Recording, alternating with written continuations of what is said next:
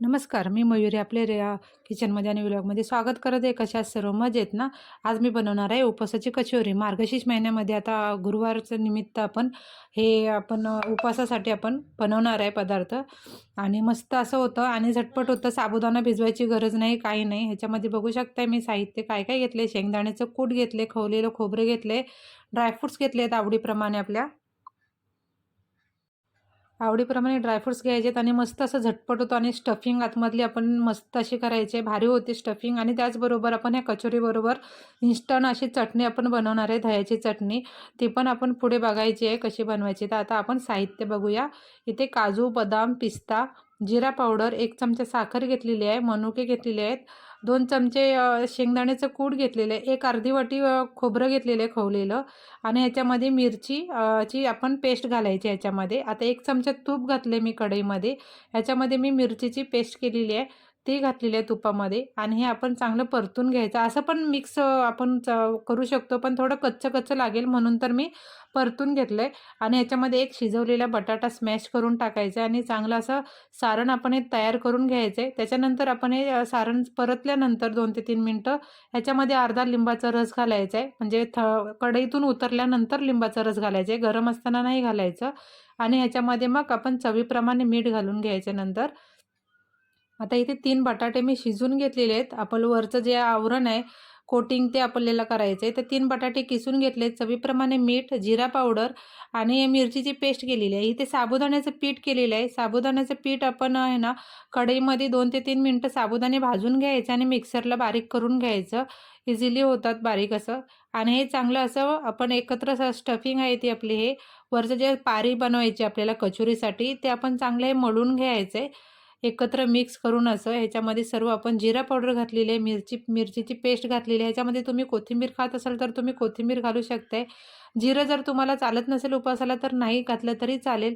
आणि बघू शकता आता ह्याच्यामध्ये आपण जे सारणामध्ये मीठ घालायचं राहिलेलं आहे, ते मीठ घालून असे गोळे करून घेतलेले आहेत मी.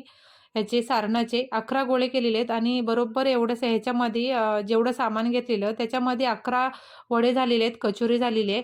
आता बघू शकता हाताला तूप लावून आपण घ्यायचे, अशी पारे करून घ्यायचे.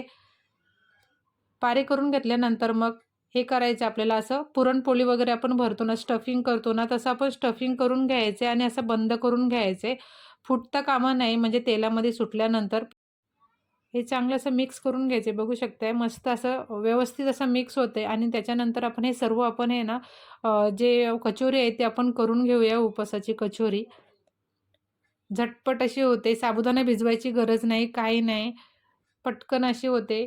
बघू शकता मस्त अशी झालेली आहे आणि जिरा पावडर आणि मिरची पेस्ट घातलेली आहे वरच्या आवरणामध्ये म्हणून तर मस्त झाले.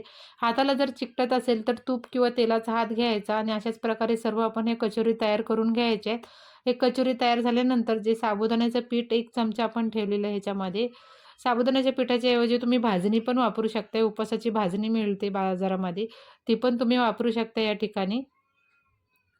आणि हे चांगलं बंद करून घ्यायचं आणि नंतर मग साबुदाण्याचं पीठ आहे ना त्याच्यामध्ये इथं तेल ठेवलेलं आहे तापायला मी आणि आता हे साबुदाण्याचं पीठ आहे त्याच्यामध्ये चांगलं आपण हे वरून असं कोटिंग करून घ्यायचं याला कचोरीला.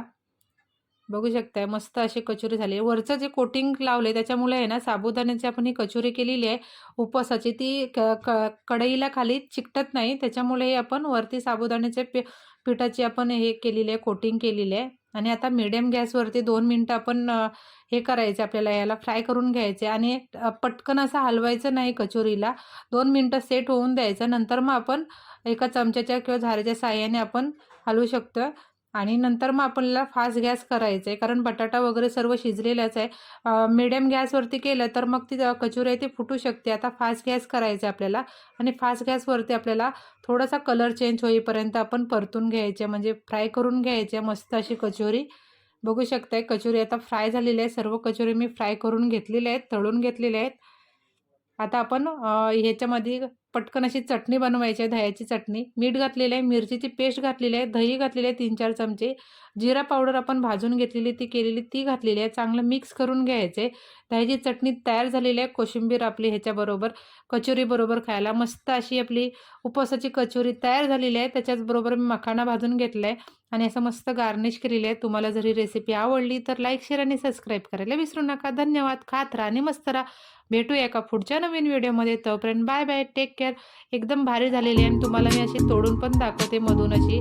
बघू शकता आतमध्ये स्टफिंग एकदम अशी मस्त झालेली आहे. भारीच झालेली एकदम. तुम्ही पण